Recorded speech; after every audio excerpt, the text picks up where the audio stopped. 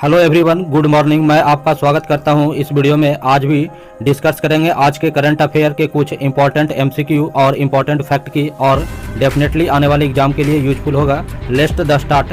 सो दैनिक current affair. Raman Magsaysay पुरस्कार Nobel पुरस्कार का एशियाई संस्करण माने जाने वाले रमन मैग्सेस पुरस्कारों से हाल ही में 5 लोगों को सम्मानित करने की घोषणा की गई है। 5 लोग हैं बांग्लादेश के वैक्सीन वैज्ञानिक डॉक्टर फिरदौसी कादरी, पाकिस्तान के माइक्रो फाइनेंसर मोहम्मद अमजद शकीब और फिलीपींस के रॉबर्ट बैलन, अमेरिका के स्टीवन मुंशी और इंडोनेशिया के बाचडाक हैं।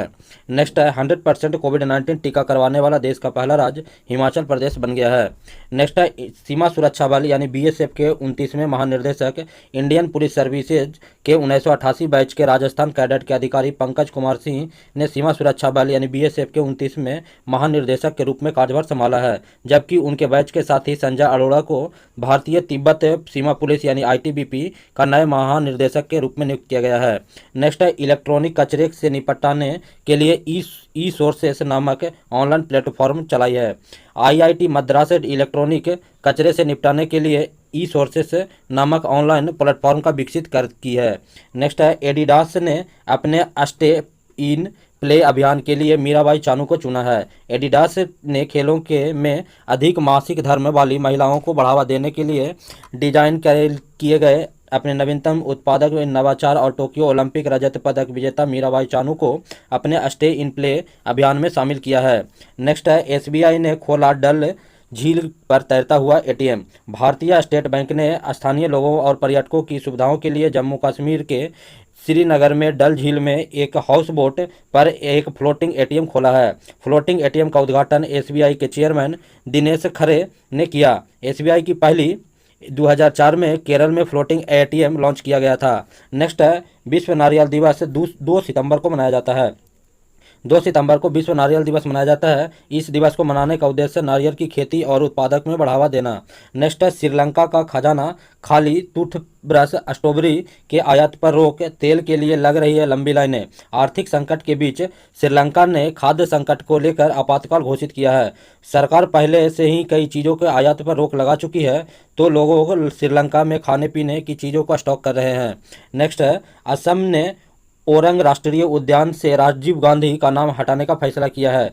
हटाने का फैसला इसलिए किया गया है कि ओरम नाम आदिवासी और चाय जनजाति समुदाय की भावनाओं से जुड़ा है, इसलिए कैबिनेट ने राजीव गांधी ओरन राष्ट्रीय उद्यान का नाम बदलकर ओरन राष्ट्रीय उद्यान करने का निर्णय लिया है। असम का राज्यपाल जगदीश मुखी और असम का मुख्यमंत्री हिमंत बिस्व शर्मा है। नेक्स्ट है भारत की आर्थिक वृद्धि पहली तिमाही में बढ़कर 20.1% हुई है। इस वित्तीय वर्ष की अप्रैल जून तिमाही के दौरान भारत की अर्थव्यवस्था 20.1 की वृद्धि हुई, जबकि पिछले वर्ष इसी अवधि में 24.4% का संकुचन देखा गया था। नेक्स्ट है बिग बॉस 13 के विजेता सिद्धार्थ शुक्ला का निधन हो गया। बिग बॉस 13 का विजेता सिद्धार्थ शुक्ला का निधन हो गया। वह हम्प्टी शर्मा की दुल्हनिया जैसी फिल्मों के हिस्सा रह चुके हैं। नेक्स्ट है मॉर्गन स्टैनली ने वित्तीय वर्ष 2022 के लिए भारत की जीडीपी वृद्धि का अनुमान 10.5% पर बरकरार रखा। अमेरिका स्थित निवेशी बैंक मॉर्गन स्टैनली ने वित्तीय वर्ष 2021-22 के लिए भारत के सकल घरेलू उत्पाद यानी जीडीपी के वृद्धि की दर 10.5% बनाए रखा है। नेक्स्ट है अगस्त में जीएसटी संग्रह 1.12 लाख करोड़ रुपये से अधिक है। अगस्त में लगातार दूसरे महीने जीएसटी राजस्व 1 लाख करोड़ रुपए से ऊपर रहा, जो 1.12 लाख करोड़ रुपए से अधिक था, और जो एक साल के पहले अवधि में संग्रह की तुलना 30% अधिक है। नेक्स्ट है पीओएस व्यवसाय के लिए एक्सिस बैंक और भारत पे ने किया समझौता। एक्सिस बैंक ने भारत पे के साथ भारत स्वीप नाम के भारत पे के पॉइंट ऑफ सेल यानी पीओएस व्यवसाय के लिए साझेदारी की है। इस साझेदारी के तहत एक्सिस बैंक भारत स्वाइप का अधिग्रहण करने वाला बैंक होगा और भारत पे से जुड़े व्यापारियों के लिए क्रेडिट और डेबिट कार्ड प्रदान करेगी। नेक्स्ट है पीएफआरडीए यानी पेंशन फंड नियामक और विकास प्राधिकरण ने एनपीएस यानी राष्ट्रीय पेंशन प्रणाली में प्रवेश की उम्र सीमा बढ़ाकर 70 साल किया है, और उसके पहले आयु सीमा 65 साल था, उसे बढ़ाकर अब 70 साल कर दिया गया है। नेक्स्ट है रुपे पे ने शुरू किया #फॉलो पेमेंट डिस्टिंग अभियान। रुपे पे ने रुपे ने शुरू किया #फॉलो पेमेंट डिस्टेंसिंग अभियान। रुपे ने ग्राहकों के बीच संपर्क रहित भुगतान बढ़ावा देने और प्रोत्साहित करने के लिए #फॉलो पेमेंट डिस्टेंसिंग नामक एक रणनीति अभियान शुरू किया है। नेक्स्ट है ऑब्जेक्टिव क्वेश्चन, निम्नलिखित में से किस अंतर्राष्ट्रीय खगोल संघ का मानद सदस्य के रूप में शामिल किया गया है? तो दौरचे अंगचूक। इनके बारे में जानते हैं। तो लद्दाख क्षेत्र के हनले में भारतीय खगोल भौतिकी संस्थान यानी IIA ने भारतीय खगोल वेधशाला के प्रभावी अभियंता दर्चे अंचुक को अंतर्राष्ट्रीय खगोल संघ के मानद सदस्य के रूप में स्वीकृति किया गया है।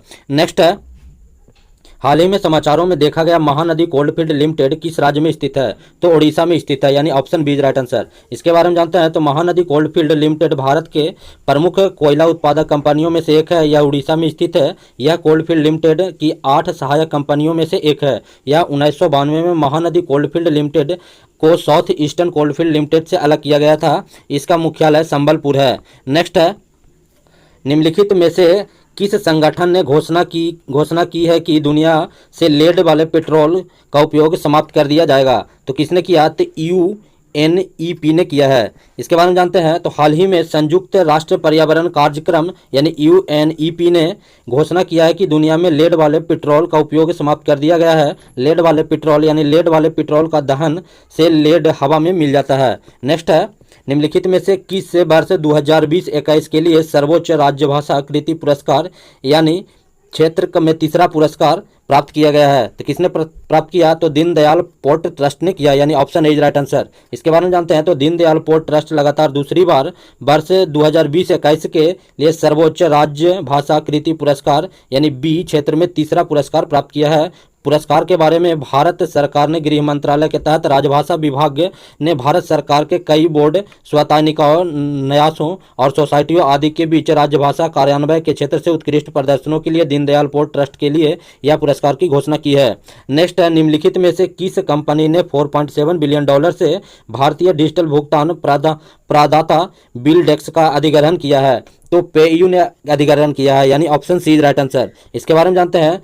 तो फिनटेक सेवा प्रदाता यानी पेयू ने भारतीय डिजिटल भुगतान प्रदाता बिलडेक का $4.7 अरब का अधिग्रहण कर लिया है। यह भारतीय फिनटेक क्षेत्र में सबसे बड़े सौदे में से एक है। यह इसका मुख्य विशेषता 31 अगस्त 2021 को वैश्विक उपभोक्ता इंटरनेट समूह और दुनिया भर में सबसे बड़े प्रौद्योगिकी निवेशकों में से एक प्रोसेस NB के घोषणा की है। नेक्स्ट है, हाल ही में समाचारों में देखा गया योनब्योंग परमाणु रिएक्टर किस देश में स्थित है? तो उत्तरी कोरिया, यानी ऑप्शन बी राइट आंसर। इसके बारे में जानते हैं। तो योनब्योंग परमाणु रिएक्टर उत्तरी कोरिया के प्योंगयांग से लगभग 100 किलोमीटर उत्तर में उत्तर प्योंगयान प्रांत के नयोंग ब्यूटी काउंट बायोन काउंट में स्थित है। नेयोनबॉन्ड परमाणु वैज्ञानिक अनुसंधान केंद्र उत्तरी कोरिया के प्रमुख परमाणु सुविधाओं और योंगब्योंग परमाणु रिएक्टर जैसे कि परमाणु रिएक्टरों को संचालन करती है। नेक्स्ट है, निम्नलिखित में से किसने टोक्यो पैरा ओलंपिक खेलों में भाला में रजत पदक जीता है? तो देवेंद्र झाझरिया, यानी ऑप्शन डी राइट आंसर। इसके बारे में जानते हैं। तो भारत के देवेंद्र झाझरिया ने टोक्यो में पैरा ओलंपिक खेलों में 64.36 के थ्रो के भाले फेंक में रजत पदक जीता है। यह झाझरिया का तीसरा पैरा ओलंपिक पदक है, जिसने एथेंस 2004 में, रियो 2016 में स्वर्ण पदक जीता है।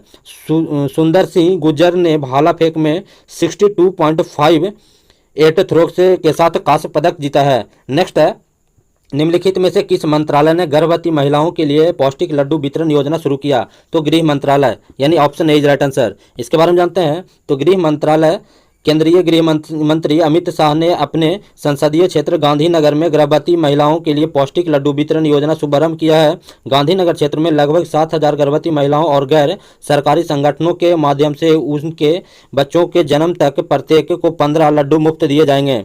नेक्स्ट है, संयुक्त राष्ट्र द्वारा अफ्रीकी मूल के लोगों के लिए पहला अंतर्राष्ट्रीय दिवस कब मनाया जाता है? तो 31 अगस्त, यानी ऑप्शन बी राइट आंसर। इसके बारे में जानते हैं। तो संयुक्त राष्ट्र द्वारा 31 अगस्त 2021 को अफ्रीकी मुल्कों के लिए लोगों को पहला अंतर्राष्ट्रीय दिवस मनाया गया।